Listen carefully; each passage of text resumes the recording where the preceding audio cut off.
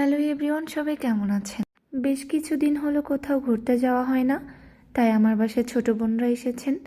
ওরা অনেক জেদ ধরেছিল, চলো না দিদি কোথাও যাই।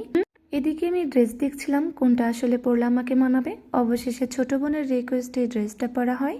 ভিডিও বা ছবি উঠাইতে গেলেই আমার এই টুনটুনিটা সামনে চলে আসে।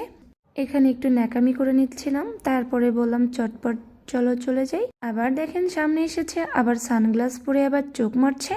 ও যে পিচ্ছি তার চাল চলনে বোঝা যায়। বাসার নিচে অনেকক্ষণ দাঁড়িয়ে থাকার পরে ভাবলাম যে না, হাঁটতে হবে, কারণ আজকে আর রিক্সা পাওয়া যাবে না। তিনজন টুনটুনি হাঁটছিলাম আর গুনগুন করছিলাম, উঁচা লম্বা গান বলছিলাম। শরীর খারাপ থাকলে আসলে হাঁটতেও ইচ্ছে করে না। অনেকক্ষণ হাঁটাহাঁটি করার পরে আমরা অবশেষে রিক্সাওয়ালা মামাকে খুঁজে পেয়েছি। এদিকে টুনটুনিরা টাটা দিয়ে দিচ্ছে। রিক্সা উঠেও শান্তি নাই। একটু পরে দেখবেন টুনটুনি কিভাবে আবারও সানগ্লাসের নিচ থেকে চোখ বের করে। এই ফাজিল দিনের মধ্যে 500 সেলফি উঠাইলেও তার বিরক্ত মনে হয় না। রিক্সাওয়ালা মামাকে বললাম, মামা আপনি বেশি দূরে নিয়ে যাবেন না, আমাদেরকে কাছাকাছি একটু নামিয়ে দিবেন।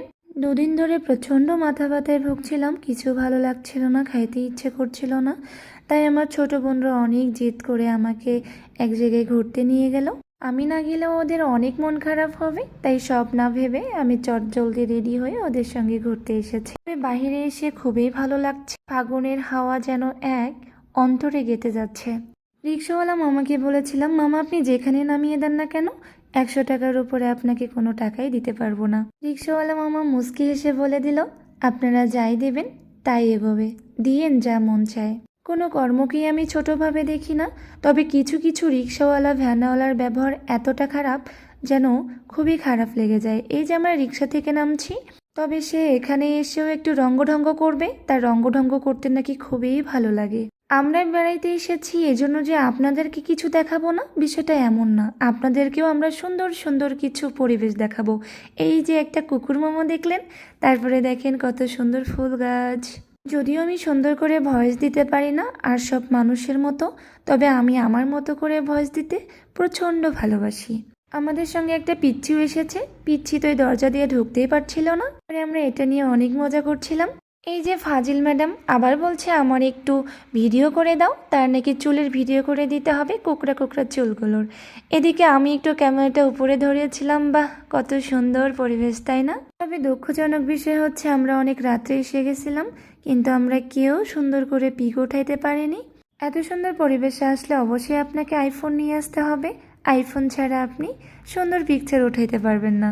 একটা কথা না বললেই নয়, কিছু কিছু মানুষ আছে যারা পোস্টে রিলসে খুবই বাজে কথা বলেন, তাদের ঘরে মনে হয় মা বোন নেই। যদি মা বোনই থাকতো তাহলে আপনি আরেকজনের মা বোনকে কিভাবে অসম্মান করে কথা বলেন? আপনি মনে হয় ভুলে গেছেন যে আপনিও একজন নারীর গর্ভে থেকে জন্মগ্রহণ করেছেন।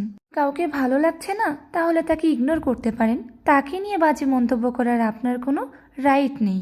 যাই হোক, আমরা এখন এখান থেকে বের হব।